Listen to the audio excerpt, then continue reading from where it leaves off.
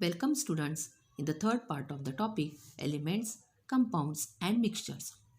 Students, in the last video you have learned that objects are made up of substances, that means matter. Matter is classified into pure substances and impure substances, that means mixtures. Pure substances are again classified into elements and compounds. Elements are again classified into metals, non-metals and metalloids. Now, in this video, we are going to learn about compounds. Students, the substance formed by a chemical combination of two or more elements is a compound. म्हणजे दोन किंवा अधिक एलिमेंट्सच्या रासायनिक संयुगातून म्हणजे chemical कॉम्बिनेशनमधून जो तयार होणारा पदार्थ आहे त्याला आपण कंपाऊंड असे म्हणतो. The smallest particle of a compound is a molecule. आणि या कंपाऊंडचा जो लहानात लहान कण आहे त्याला आपण मॉलिक्यूल म्हणजेच रेणू असे म्हणतात. A substance is a compound only if its molecules are made up of atoms of different types. मुलांनो लक्षात ठेवा, या मॉलिक्यूलमधील जे ॲटम्स आहेत हे वेगवेगळ्या प्रकारचे असतील तरच जो तयार होणारा पदार्थ आहे हा कंपाऊंड असतो. For example water. One molecule of water is made up of two atoms of hydrogen and one atom of oxygen. हायड्रोजनचे दोन अणू आणि ऑक्सिजनचा एक अणू मिळून पाण्याचा एक रेणू तयार होतो. नाव let's understand the concept of compound with some experiments. In the first experiment, take sugar in test tube and heat the test tube and observe what happens. एका परीक्षा नळीत साखर घ्या व त्या परीक्षा नळीला उष्णता द्या. काय होईल बरे? The sugar melts and then it loses water leaving behind a black substance which is called carbon. या ठिकाणी साखरेला उष्णता दिल्यावर साखर वितळते व नंतर त्यातील पाण्याची वाफ बाहेर पडून काळ्या रंगाचा पदार्थ शिल्लक राहतो आणि हा पदार्थ म्हणजेच कार्बन होय. Sugar is made up of carbon, hydrogen and oxygen. म्हणजे साखर तयार होण्यासाठी कार्बन, हायड्रोजन आणि ऑक्सिजन या एलिमेंट्सची आवश्यकता होती. Now in the second experiment, using tongs hold a magnesium ribbon in a flame and observe. या ठिकाणी मॅग्नेशियमची रिबन चिमट्याने पेटत्या ज्योतीवर धरूया आणि त्याचे निरीक्षण करूया. When the magnesium ribbon is burnt, it forms oxide and nitride of magnesium. म्हणजे त्या मॅग्नेशियम रिबनचे ऑक्साईड व नायट्राईड होते.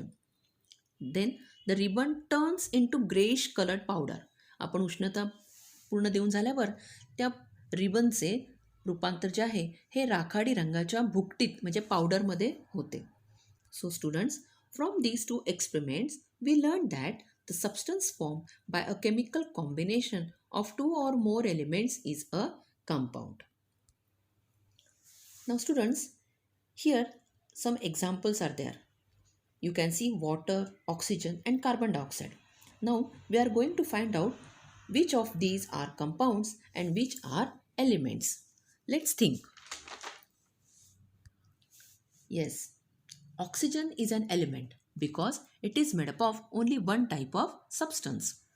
But water and carbon dioxide are compounds because in water there are two atoms of hydrogen and one atom of oxygen.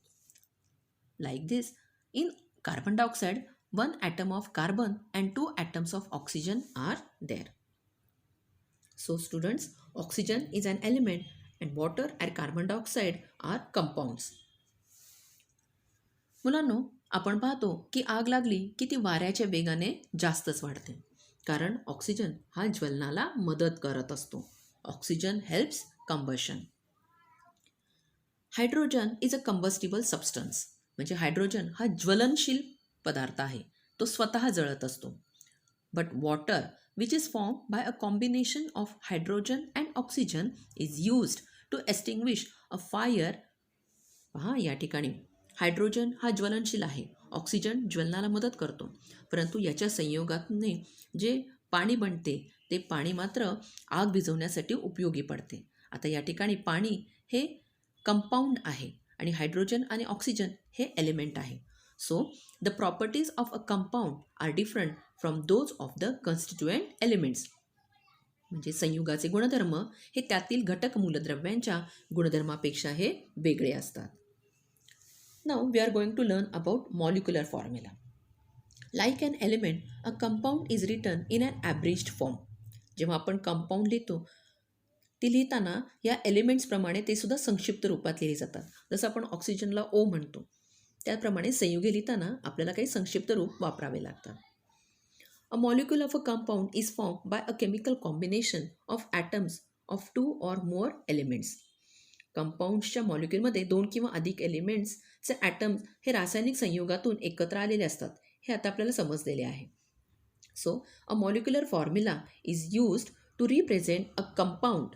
म्हणजे ह्या compound लिहिण्यासाठी त्या कंपाऊंडचा निर्देश करण्यासाठी आपल्याला मॉलिक्युलर फॉर्म्युलाचा वापर करावा लागतो. So we are going to learn the molecular formula with some examples. Let's take the example of water. Water is a compound and the molecular formula of water is H2O. आता हा molecular formula H2O हा कसा तयार झाला ते आपण पाहूया. 2 atoms of hydrogen and 1 atom of oxygen, when they combine it forms one molecule of water. या ठिकाणी हायड्रोजनचे 2 अणू आणि ऑक्सिजनचा 1 अणू एकत्र आले तर आपल्याला पाण्याचा एक रेणू म्हणजेच मॉलिक्यूल मिळतो. So the molecular formula of water is H2O. The molecular formula of sodium chloride that is salt is NaCl. Here there is 1 atom of sodium and 1 atom is chlorine is there. The molecular formula of calcium carbonate that is chalk is CaCO3 because there is 1 atom of calcium, 1 atom of carbon and 3 atoms of oxygen are there. The molecular formula of sodium bicarbonate that is baking soda is NaHCO3. Here 1 atom of sodium is there, 1 atom of hydrogen, 1 atom of carbon is there and 3 atoms of oxygen are there. पहा या ठिकाणी वेगवेगळे जे elements आहेत त्या एलिमेंट्सचे काही अणू एकत्र येऊन जो एक नवीन पदार्थ झाला आहे तो आहे compound. So the students will learn what are compounds and the molecular formula of compounds. Students, now let's learn about mixtures. A mixture is formed by mixing different elements or compounds. म्हणजे वेगवेगळे elements आणि किंवा compounds एकमेकांमध्ये मिसळले की mixture तयार होत असते. For example, when we make lemon juice or शरबत, we add lemon, sugar and salt in water. लिंबू सरबत बनवताना लिंबू, साखर आणि थोडे मीठ हे पदार्थ आपण पाण्यामध्ये टाकून ते एकत्र करतो. And thus we make a mixture of these substances to make a lemon juice. Now when we make bhel, we use farsan, onion, murmure, smashed potato, coriander, peanuts, salt, etc. We use all these substances and make a mixture of bhel. Now students, if we think the proportion of peanuts and onion is more, then we can also take them out of the mixture. बघा मुलांनो, जेव्हा आपण भेळ बनवत असतो तेव्हा या भेळीमध्ये आपण जे काही पदार्थ टाकत असतो त्यातील काही पदार्थ हे कमी जास्त प्रमाणामध्ये देखील आपण टाकू शकत असतो.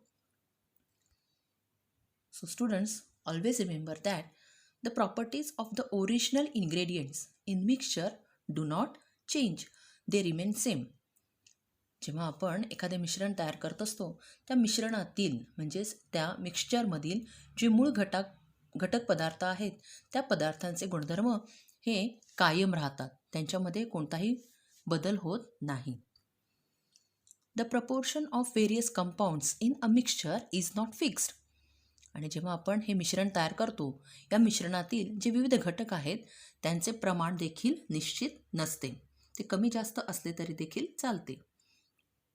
No chemical change takes place during the formation of mixtures and no new substance is form. जेव्हा हे मिश्रण तयार होत असते तेव्हा कोणताही रासायनिक बदल त्यामध्ये घडून येत नाही किंवा कोणतेही नवीन संयुग किंवा कंपाऊंड तयार होत नाही. Students, there are many examples of mixtures which are used in our everyday life. म्हणजे दैनंदिन जीवनात वापरली जाणारी अनेक मिश्रणाची जे मिक्सचरची उदाहरणे आपल्याला पाहायला मिळतात. For example tea, coffee, food stuffs prepared by cooking, and different alloys. Students, all the mixtures are not useful to us. The adulterants added to the food form harmful mixtures. अन्नात इतर विषारी अपायकारक पदार्थ घातले की त्या अन्नाची भेसळ होते हे तुम्हाला माहीतच आहे. ही भेसळ म्हणजे हा मिश्रणाचाच एक प्रकार आहे. When an unwanted and harmful substance is mixed with another substance, the resulting mixture no longer remains useful. एखाद्या पदार्थामध्ये अनावश्यक व हानिकारक असा दुसरा पदार्थ मिसळला तर तयार होणारे मिश्रण हे उपयुक्त राहत नाही. And in such cases, we separate the unwanted ingredients from the mixture. आणि अशा वेळी आपण त्या मिश्रणातून आपल्याला अनावश्यक असणारे जे घटक आहेत ते वेगळे करत असतो. For this purpose simple and easy methods are used. आणि हे घटक वेगळे करण्यासाठी आपण काही सहज आणि सोप्या पद्धतींचा वापर करत असतो. फॉर एक्झाम्पल, स्ट्रेनिंग म्हणजे ज्याला आपण गाळणे असे म्हणतो. सिफ्टिंग म्हणजे चाळणे. पिकिंग म्हणजे वेचणे, आपण वेचत असतो यामध्ये. सॉर्टिंग म्हणजे निवडणे आणि वेगळे करणे. विनोईंग म्हणजे पाखडणे. कोम्बिंग विथ अ मॅग्नेट म्हणजे त्या मिश्रणावरती चुंबक फिरवणे. अँड सब्लिमेशन म्हणजे ज्याला मराठीत संप्लवन असे म्हणतात.